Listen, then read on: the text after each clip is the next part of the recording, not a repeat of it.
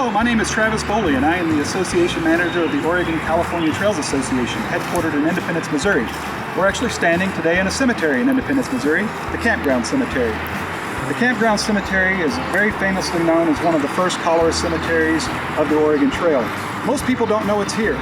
It's at about 46th and North Fleet on the south side of Independence, a few miles south of Independence Square. And it's surrounded here on three sides by houses.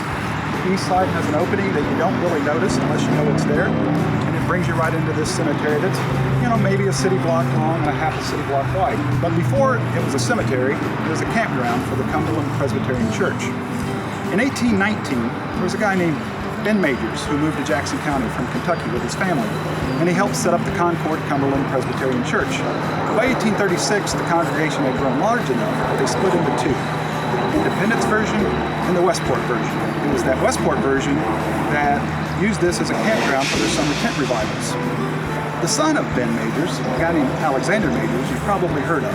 Alexander, of course, was a famous freighter of the American West and most famously known as one of the founders of the Pony Express.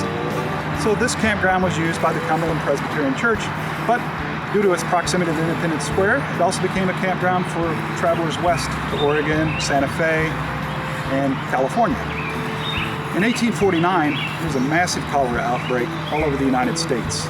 Late in 1848, an Irish ship docked in New York. Other Irish ships came, docked in New Orleans, and cholera was breaking out everywhere. If you read newspaper reports from December of 1848, New Orleans was hit particularly hard. In fact, one of the people who came through New Orleans was recently retired President James K. Polk, who had contracted cholera and died later in the summer of 1849.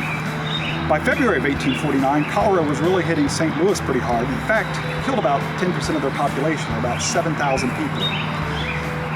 Cholera continued to work its way up the river, finally arriving here in Independence in the spring. And of course, one of the caravans that camped here overnight, some of their people succumbed to cholera and are buried here in a mass unmarked grave. Campground Cemetery is one of about 400 pioneer cemeteries in Jackson County.